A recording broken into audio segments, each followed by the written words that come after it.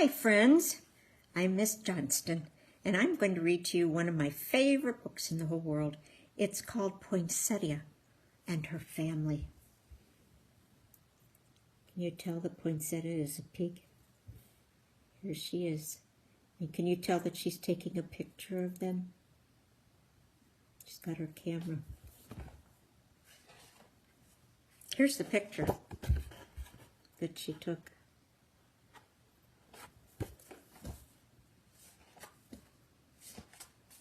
Poinsettia had 6 brothers and sisters, a mother and a father. There you see her with her whole family. She's in the yellow dress.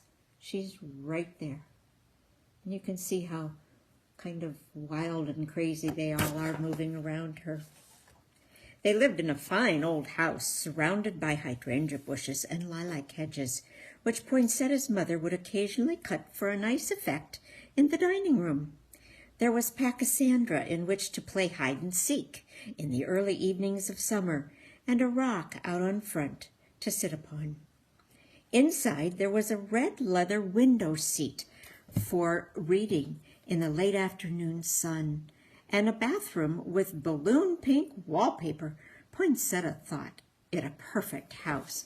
Now here's a picture of their tall house. And there's a picture of the Pachysandra where they're all hiding in the little plants and leaves.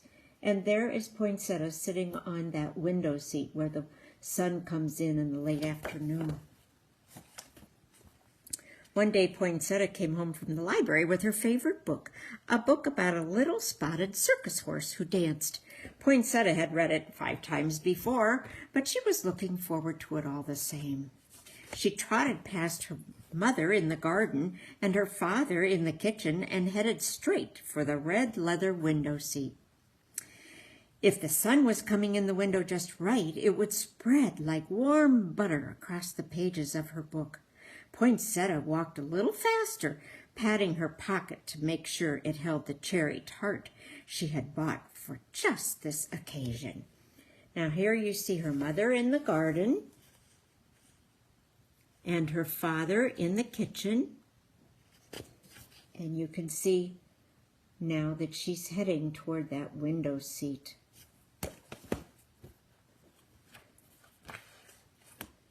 The sun was coming in the window just right, but it was spreading like warm butter across the fat little body of Julius, the third from the youngest, who was already curled up on the soft red leather. I'll go to the rock in the front yard, Poinsettia grunted, where I can read my book in peace. But the rock could hardly be seen for all the piglets lying about like a bunch of seals, Poinsettia snorted. Okay, here's the window seat with Julius already there. And there are her other brothers and sisters covering the rock where she wanted to sit to read her favorite book. She stomped off toward the balloon pink bathroom, where the tub was just right for reading. But there, up to her chins in water, was Chickpea, who said she hadn't washed her feet yet. You know, they have 4 feet, don't they? This house would be perfect except for one thing, Poinsettia fumed. There are too many of us in it. It's not possible to go anywhere without running into a brother or a sister or a mother or a father. Now there you see the bathroom with the balloon pink wallpaper. And here you see Poinsettia saying this would be a perfect house except for all these sisters and brothers and a mother and a father. That night Poinsettia was very nasty. She pinched a brother, stepped on a sister, and yelled louder than both of them put together. Here you can see her.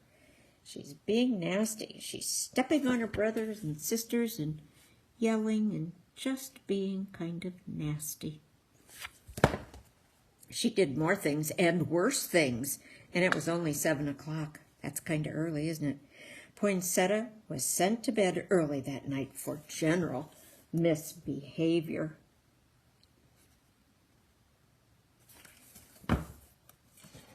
The next day, Poinsettia's father announced to the whole family that they were moving. "We will look for a new house," he said. "This one is too small for us." "Oh, no, it's not," thought Poinsettia. "It's the family that's too big." But she kept her thoughts to herself and promised not to go with them. When the family left, Poinsettia lay low in the Pachysandra and nobody noticed. The car seemed full. She lay there a long time just in case they came back, and they didn't. Good, Poinsettia said, and clutching her book close to her, ran straight for the red leather window seat. Okay, here's the father saying we're going to move because this house is too small. And here we have Poinsettia. You see her in the Pachysandra, and now she's running to the red window seat with her book. The light had never been more buttery, nor the leather so warm. Poinsettia read 2 pages there, and then ran to the rock in the front yard. The rock had never felt more solid. Poinsettia read 6 more pages, but a wind was whipping up, and it was even starting to snow. Poinsettia ran inside. She warmed herself in a deliciously hot bath. She read 4 pages and then spent an hour staring dreamily at the wallpaper. It had never seemed pinker, and neither had Poinsettia. I'm a pig in bliss.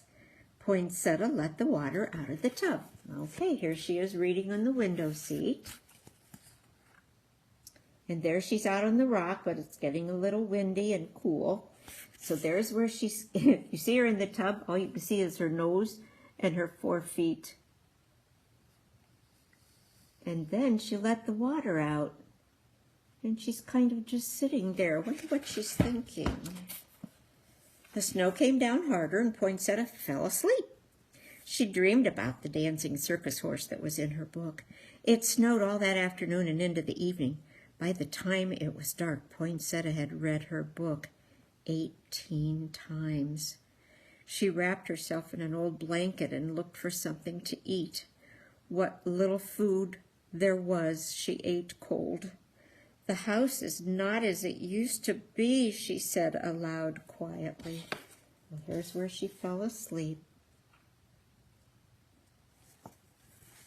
And here's where she's wrapped in a blanket in the empty house.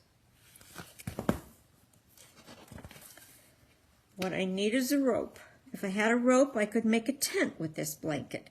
I could tie the rope into 2 doorknobs and put the blanket over it. My tent would be a house inside a house. What a good idea. And here you can see what she's thinking about. She's thinking that that blanket could become a tent, a house inside a house, she said. Poinsettia searched everywhere for a bit of rope. All she found was a frayed piece of string that was barely long enough for anything. But in the farthest corner of a dark, dark closet, Poinsettia found something else. It was that photograph, an old photograph of her family. Poinsettia remembered taking it herself. Here, you see, that's the only little bit of string that she found, and here she's finding the picture. This was too much for Poinsettia. With the point of her hoof, she very carefully made a little hole in the top of the photograph. Through the hole, she threaded the string that she had found. On each end, she made a knot. This is all I have left of my family, Poinsettia cried and cried and cried. There she's crying, and there she's putting the string through the photograph, through the picture. And there she's sobbing. This is all I have left of my family.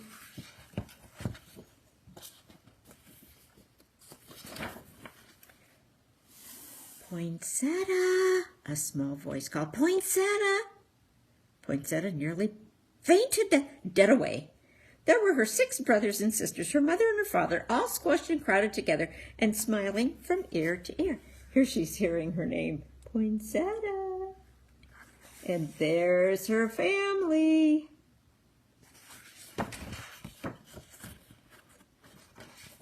We would have been back sooner, Poinsettia's father said, but the car got stuck in the snow. It's a good thing there are so many of us. We all got out and pushed. Pierre counted everyone, but he counted wrong because he's only 3, said Petunia, the oldest. I don't know why we didn't notice right away that you were missing, Julia said, because everything was so peaceful. The whole time we were gone, Poinsettia, her mother said, we talked about what a wonderful house this is. It's our home. Perhaps we don't need as much room as we thought. Maybe not, Poinsettia said. And so here they are,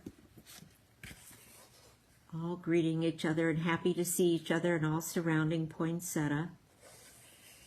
And here they are playing.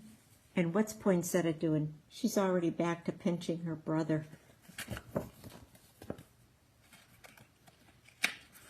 And shoulder to shoulder, elbow to elbow, all squashed together and crowded together, they spent the rest of that night and many other nights together, all together as 9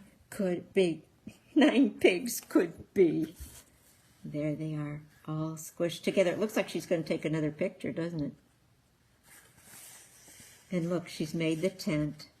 And this, now they're all happily doing things and playing together. All in their fine old house. There's Poinsettia and Her Family by Felicia Bond. Do you sometimes get upset with all the people in your family? Well, I bet you would miss them if they were gone. Thank you for listening. Bye.